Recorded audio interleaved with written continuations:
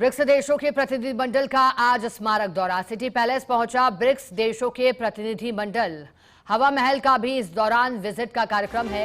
शाम 4 बजे आमेर पहुंचने का प्रस्तावित कार्यक्रम है। शाम 4 बजे से शाम 6 बजे तक प्रतिनिधिमंडल के सदस्य आमेर का दौरा करेंगे। बता दें, देखिए, आज चूंकि प्रतिनिधिमंडल जयपुर के प्रसिद्ध ऐतिहासिक स्थलों जैसे आमेर, सिटी पैलेस और हवा महल का दौरा कर रहा है। सिटी पैलेस पहुंचा है, हवा महल विजिट का भी कार्यक्रम है। चर्चा के विषयों में आज का जा रहा एआई है, पर्यटन है, सतत विकास है, जिम्मेदार पर्यटन है तथा कौशल विकास पर मंथन किया जाना है। और उससे पहले ये विजिट दूसरी ब्रिक्स पर्यटन कार्य समूह की बैठक का ये हिस्सा है। आज स्मारकों का दौरा, आज ब्रिक्स देशों का प्रतिनिधिमंडल जयपुर के प्रमुख और ऐतिहासिक विरासत स्थलों के तकनीकी दौरे पर है। बता दें कि इससे पहले भी जयपुर में ब्रिक्स देशों के प्रतिनिधिमंडल और प्रतिनिधि पहुंचे हैं।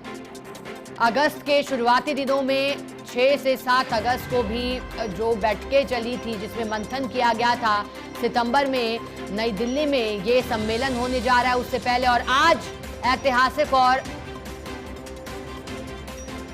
जो विरासत है राजस्थान की, उसे निहारने के लिए प्रतिनिधिमंडल पहुंच रहा है। दरअसल एक तकनीकी दौरा माना जा रहा है। ब्रिक्स देशों के प्रतिनिधिमंडल आज स्मारक दौरे पर, शाम बता दें आपको, शाम का भी पूरा आमेर पहुंचने का प्रस्तावित कार्यक्रम है। उससे पहले सिटी पैलेस पहुंचकर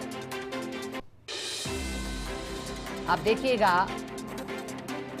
राजस्थान और इसकी संस्कृति को जानते हुए हमारे साथ एसोसिएट एडिटर निर्मल तिवारी हमारे साथ जुड़ गए हैं लाइव। निर्मल जी, ब्रिक्स देशों का प्रतिनिधिमंडल पहुंचा है।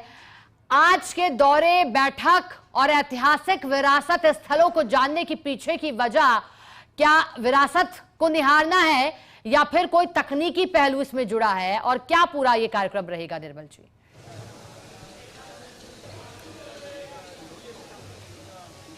सुप्रभात शिखा। देखिए, ब्रिक्स देशों के जो प्रतिनिधिमंडल है उसके जो, क्योंकि टूरिज्म वर्किंग ग्रुप की ये मीटिंग चल रही थी जयपुर के अंदर, कल मीटिंग हुई थी और आज तमाम चीन, रूस, मिस्र, साउथ अफ्रीका, ईरान और इथोपिया और तमाम जो ब्रिक्स देश है उनके प्रतिनिधिमंडल यहाँ पर पहुँचा हुआ है, जो इस ऐतिहासिक हवा महल का विजिट कर रहे हैं। खास बात यह है, मैं आपको दिखाने की कोशिश करूँगा, हमारे वीडियो जर्नलिस्ट साथी जितेश दिखाएंगे कि हवा महल इसलिए दिखाया जाता है क्योंकि एक तो 1799 में सवाई प्रताप सिंह ने इसको बनवाया था। 5 मंजिला ये इमारत जिसमें 953 दरीचे यानी खिड़कियां हैं, विंडोज हैं।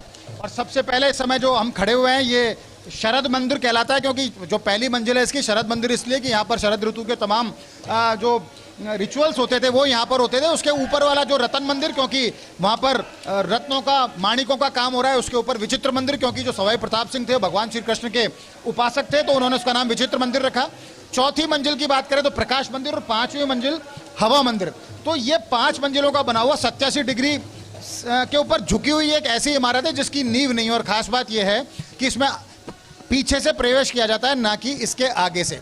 लेकिन जहां तक ब्रिक्स देशों की बात करें तो आप देख सकते हैं ब्रिक्स देशों का जो प्रतिनिधिमंडल है वो जानने की कोशिश कर रहा है इसके स्थापत्य को, इसके बारे में, इसके इतिहास को, ताकि ये पता लगे कि जो दूसरे जो ब्रिक्स कंट्री हैं वो समझें कि हमने हमारी धरोहर को किस तरह से संरक्षित, सुरक्षित रख रखा है। हमारे किस तरह से हम, हमारी जो विरासत है, हमारी जो हेरिटेज है, उसको बहुत, इस कांच के बर्तन की माफी कैसे बिल्कुल सुरक्षित और संरक्षित रखने के प्रयास करते हैं। हमारा किस तरह का यहाँ के साइड प्लान है, हमारा स्थापत्य किस तरह का है, यहाँ का इतिहास किस तरह का है। और खास बात हवा महल इसलिए भी क्योंकि सिटी पैलेस से अगर हम सिरे डोडी से अगर इसको खड़े देखें सामने से तो ऐसा लगता है मोर मुकुट, यानी भगवान श्री कृष्ण के मोर मुकुट की तरह। जैसे मैंने कहा, सवाई प्रताप सिंह जो थे भगवान श्री कृष्ण के उपासक थे, तो इसी वजह से हवा महल को इस तरह से इसको तैयार किया गया। इससे भी खास बात ये हम दिखाने की और कोशिश करेंगे कि इससे भी खास बात ये है कि खेतड़ी महल जो था, उस खेतड़ी महल से इंस्पायर होकर के सवाई प्रताप सिंह ने बिल्डिंग बनाई थी। हमारे साथ यहाँ मदन सिंह भी है। मदन सिंह जी, किस तरह का पूरा विजिट रहा है, कुछ बताएंगे? ये अभी हवा महल अंदर से विजिट करने के लिए आए। इनको हवा महल बहुत अच्छा लगा है। इन्होंने चाहा कि भाई आपने ट्रेडिशनल जो ड्रेस और कॉस्ट्यूम पहन रखा, मैं आपके साथ में फोटो लेना चाहता हूँ। इनको बड़ा अच्छा लग रहा है ये।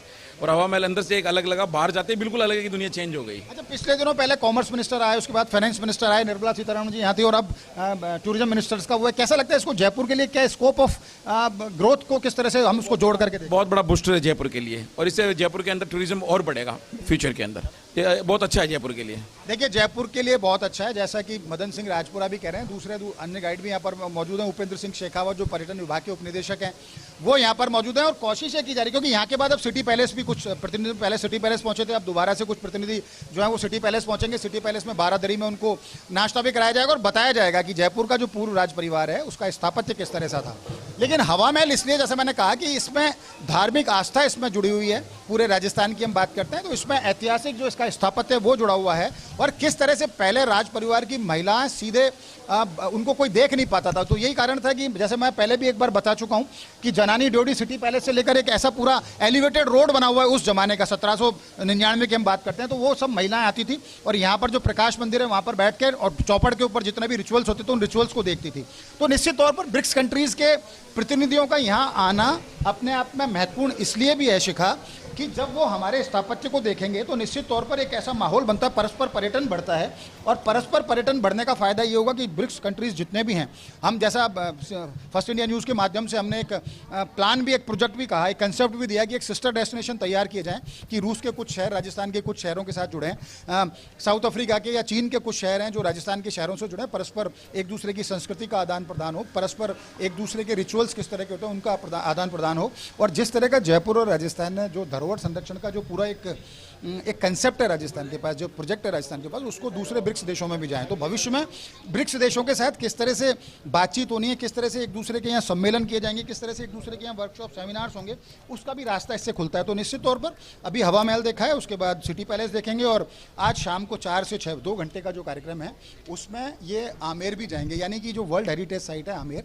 आप उसको भी देखेंगे। तो निश्चित तौर पर कहा जा सकता है कि इनका यहाँ आना, यहाँ की राजस्थान की संस्कृति को, राजस्थान की धरोहर को देखना निश्चित तौर पर राजस्थान के लिहाज से बहुत मायने रखता है। तो इसलिए बहुत ज़रूरी है कि अब चूंकि कल और परसों 2 दिन, अब कल पर्यटन मंत्रियों की बैठक है जिसमें गजेंद्र सिंह शेखावत केंद्रीय संस्कृति पर्यटन मंत्री हैं वो भी यहाँ पर आएंगे, ब्रिक्स देशों के जो पर्यटन मंत्री हैं वो यहाँ पर आएंगे। तो निश्चित तौर पर कहा जा सकता है कि अगले महीने जो शिखर सम्मेलन होगा 12 और 13 सितंबर को दिल्ली में, उससे पहले टूरिज्म की बात करें, उससे पहले कॉमर्स एंड इंडस्ट्री की बात करें, उससे पहले फाइनेंस की बात करें, तो उस मोर्चे पर एक ऐसा भारत के नेतृत्व में पूरा एक ऐसा ग्रुप खड़ा हो रहा है जो अमेरिका के प्रभुत्व को न केवल टक्कर देगा, डॉलर से किस तरह से हमको मुकाबला करना है वो तय करेगा, पूरे विश्व की इकोनॉमी, उसकी अर्थव्यवस्था को तय करेगा, निवेश किस तरह से होगा, भविष्य में एआई को किस तरह से हम काम में लेंगे, यूज करेंगे, उसको लेगा। और ये जो जीरो ड्राफ्ट तैयार किया जाएगा आज और कल बैठक हुई, पहले तो वर्किंग ग्रुप्स की और कल पर्यटन मंत्रियों की बैठक होगी, तो निश्चित तौर पर उसमें एक ऐसा जीरो ड्राफ्ट तैयार किया जाएगा जो बताएगा कि परस्पर पर्यटन क्यों जरूरी है।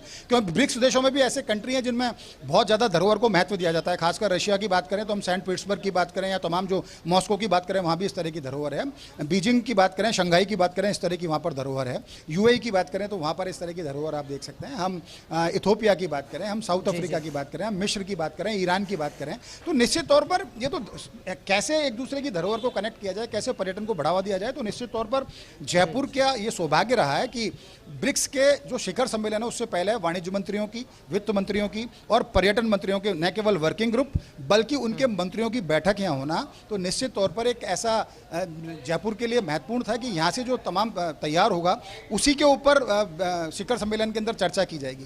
तो निश्चित तौर पर बड़ा महत्वपूर्ण और उम्मीद की जा रही है कि जिस तरह के यहाँ इन्होंने यहाँ दौरा किया, यहाँ की धरोहर को समझा, यहाँ के इतिहास और स्थापत्य को जाना है, भविष्य में ब्रिक्स देशों में आपस में इससे पर्यटन बढ़ेगा, और पर्यटन बढ़ेगा तो निश्चित तौर पर रोजगार का सृजन होगा, रोजगार का सृजन होगा तो अर्थव्यवस्था में बूस्ट आएगा, और एक ऐसा ग्रुप ब्रिक्स के माध्यम से खड़ा होगा जिसमें, क्योंकि 3 बड़ी महाशक्तियां हैं, भारत की बात करें, रूस की बात करें, चीन की बात करें, तीनों जब मिल जाएंगे और इनके नेतृत्व में यूएई, मिस्र या ईरान जैसे अगर दूसरे देश अगर मिलकर के आते हैं और अगर डॉलर के मुकाबले में एक नई इकोनॉमी को खड़ी करते हैं, एक नई व्यवस्था को खड़ी करते हैं, तो निश्चित तौर पर उससे अमेरिका का प्रभुत्व भी कम होगा और बाकी इन तीनों देशों की लीडरशिप में जो दूसरे देश हैं वो ग्रो कर पाएंगे। तो निश्चित तौर पर एक महत्वपूर्ण दौरा है और उम्मीद है कि शाम को 4 बजे जब आमेर पहुंचेंगे तो वहां आमेर के वैभव को भी देखेंगे, इतिहास, स्थापत्य को भी जानने की कोशिश करेंगे, और कल की मीटिंग में जीरो ड्राफ्ट पर फाइनल अंतिम मुहर लग जाएगी। बिल्कुल निर्मल जी, 27 डिग्री सेल्सियस से 32 डिग्री सेल्सियस तक के बीच विरासत को भी समझा जाएगा, मंथन भी होगा और पूरी तैयारी। बहुत शुक्रिया आपका साथ जुड़ने के लिए निर्मल जी, जानकारी के लिए।